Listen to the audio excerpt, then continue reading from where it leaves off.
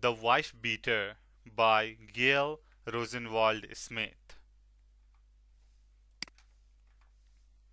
About the author.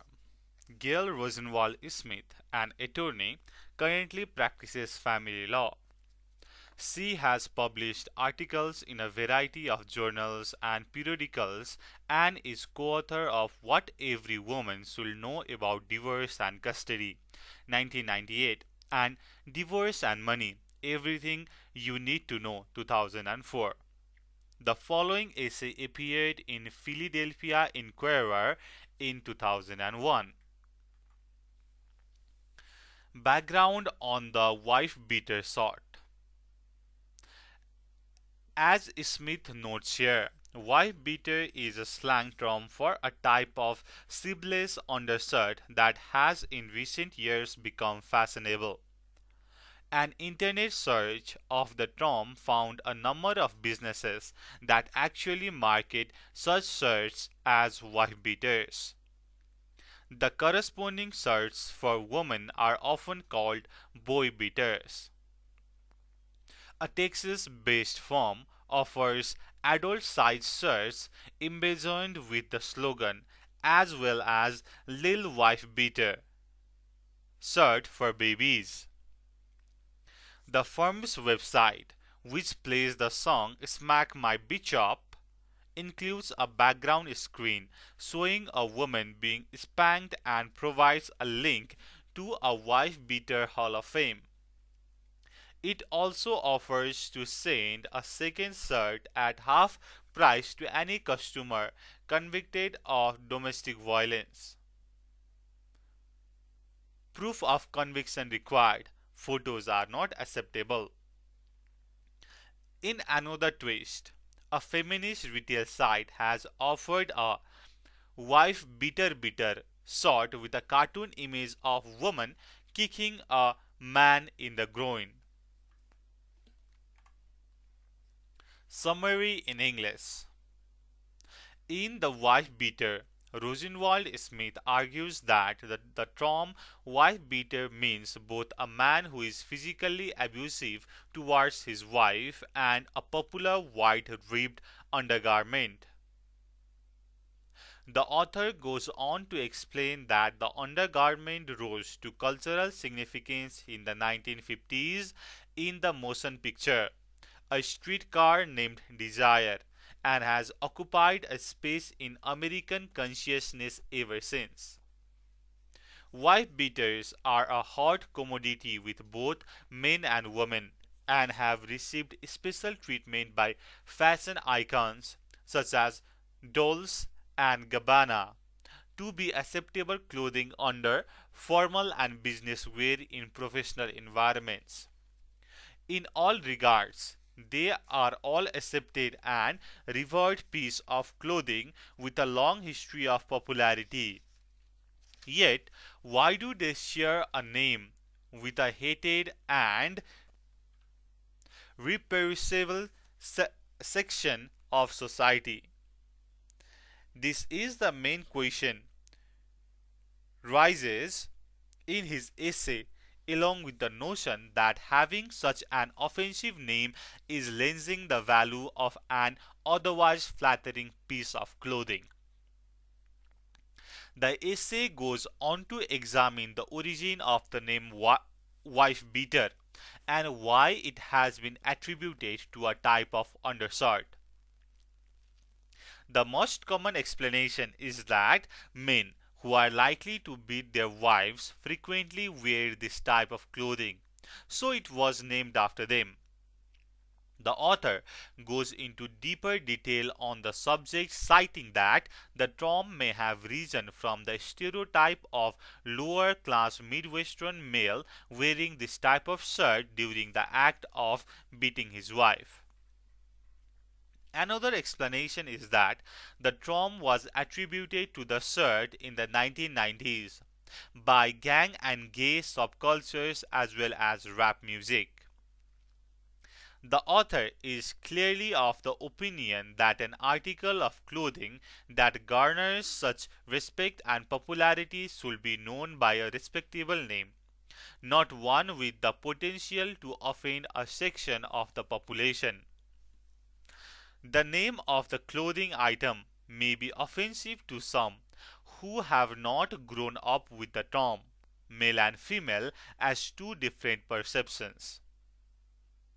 In addition to alienating and offending women, especially women who have histories of being abused by their spouses, a return to a world of male-dominated fashion is also a fear held by the author.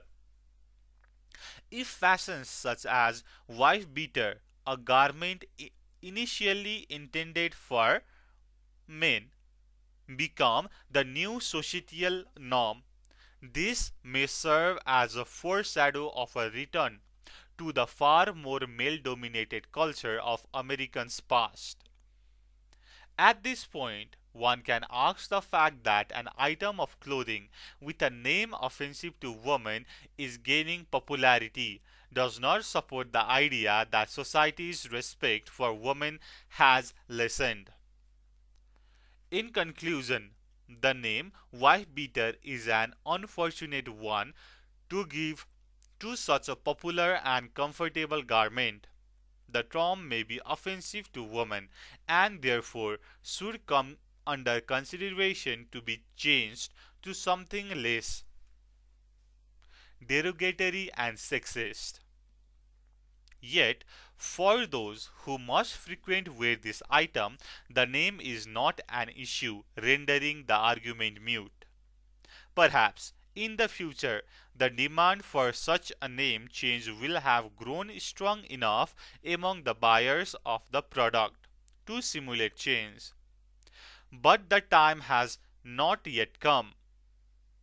Smith tries to persuade the advertisers to refrain from using the name. The essay's intended audience is anyone who wears the shirt and the stores who sell the shirt under the name wife beater. The author's stance in the essay is again the name, and she believes it should be changed. Smith wants to justify the persistence of domestic violence in some way in our society. To many of us who are not familiar with the term wife beater, to describe a tank-style t-shirt, Smith tries to open our eyes in another way. To use the term is disturbing and leads to a climate that tolerates violence against women. Smith asks to consider how contemporary culture is returning to male dominance again. In addition, we may also do male rappers, sport figures, and other celebrities popular with young men create a climate in manliness is equated with violence, as Smith suggests in her conclusion. In terms of the essay's structure, while definition is central to the points Smith is trying to make, hers is not conventional essay of definition, using a variety of patterns to define a particular object or concept. This is at heart an argumentative essay. Comprehension questions. 1. Why is Smith disturbed by the name wife beater? Do you think her concern is justified? 𝘂𝗁 भन्ने शब्दले स्मिथलाई किन विचलित बनाएको हो? के तपाईलाई उनको चिन्ता ठीक जस्तो लाग्छ? Answer. Wife beater is the nickname for a white, skinny ribbed, tanked style t-shirt, originally worn by men as an undershirt and now fashionable with men and women as an outer garment or under a jacket. Smith is disturbed by the name because its casual use suggests that spousal abuse is acceptable among those who use the term. Therefore, I think that her worry is reasonable. In paragraph 3, Smith says that the name is the issue. In the paragraph 11, she says, It's not just the name that worries me. What does she mean by each statement? Do these two statements contradict each other? तेस्रो अनुच्छेदमा Smith भन्छिन् नाममा समस्या छ। 11औं अनुच्छेदमा उनी भन्छिन् नामले मात्रै मलाई चिन्तित बनाएको होइन। यी दुवै भनाइले उनले के भन्न खोजेकी हुन्? के यी दुवै भनाइ एक आपसमा बाजिन्छन्? Answer. When she says the name is the issue, she seems to mean that the fact that such T-shirts themselves are very popular is not a matter concerned to her, only what they are called.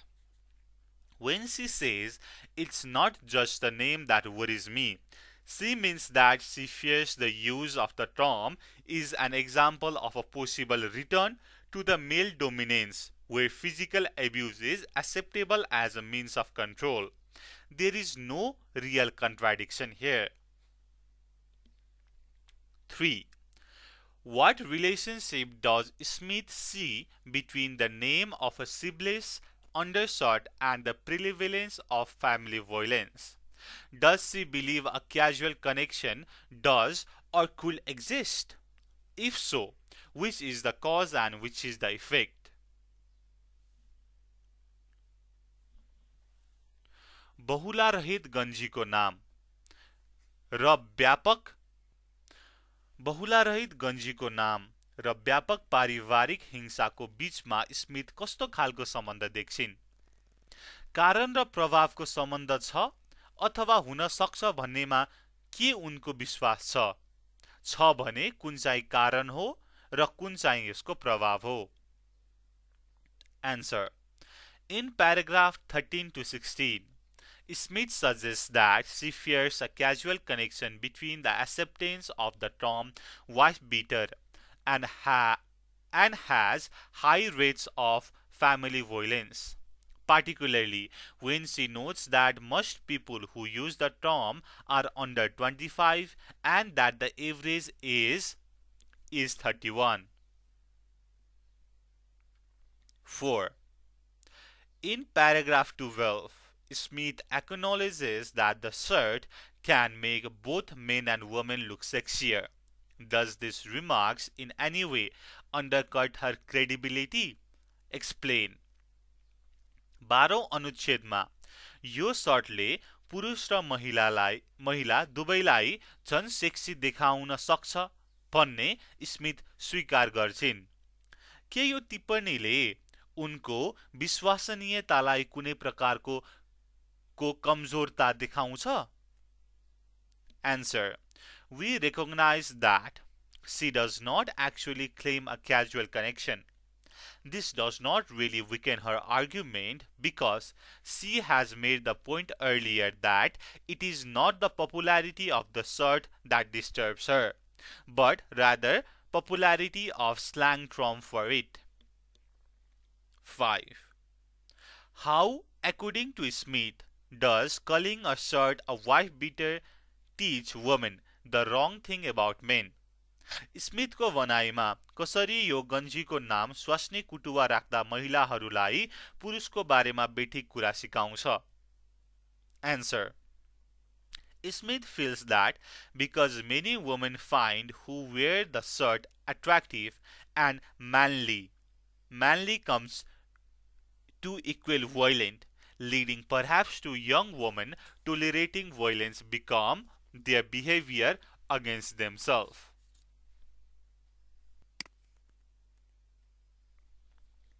Journal entry.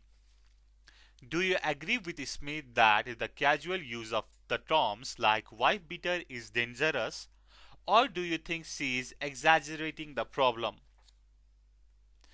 कारण प्रभावको रूपमा wife bitter जस्ता शब्दको प्रयोग गर्नु खतरायुक्त हुन्छ भन्नेमा तपाई स्मिथसँग सहमत हुनुहुन्छ कि उनले समस्यालाई बढाई चढाई गरेर प्रस्तुत गरेकी छिन् भन्ने तपाईलाई लाग्छ? Answer. I agree with Smith that the casual use of terms like wife beater is dangerous. I think she is not exaggerating the problem. She has presented facts and figures to show the negative effect of the term wife-beater. In this essay, 𝘀𝗶𝗹𝗹 talks about how odd the term wife-beater is when it refers to an undershirt. It also talks how everyone uses the undershirt, and even top fashion designers have turned such a simple piece of clothing into a must-have piece that can be adorned with jewels, jackets, and a pricey suit. Yet, they fail to realize the undershirt has a really bad sounding and stereotypical name. It signals danger. According to Smith, there are three problems associated with defining the term wife-beater. The main problem is that it seems good to say the name wife-beater without fear of or without caring about hurting anyone who has probably been abused by their spouse. Another problem associated with the term is that it is fueled by stereotype that physically abusive husbands wear the particular type of shirt. The third issue that this term teaches the wrong thing about men, since many women stated that undershirt made guys look manly. Such a statement leads people or Smith herself to question if manly equal to violent.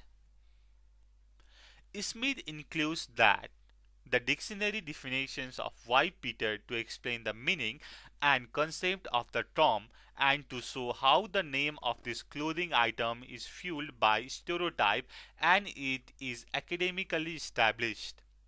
Smith introduces objections to her definition of wife-beater, stating that fashion designers have made this piece of clothing into must-have item that can be accessorized, how popular celebrities wore the undergarment, and how women adopted the shirt with great pleasure.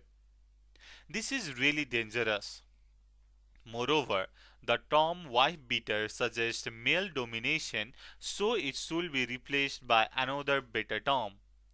More than 4 million women who have been physically attacked by male partners every year, and 2 million American families have faced family violence, and the average age of male beaters is 31.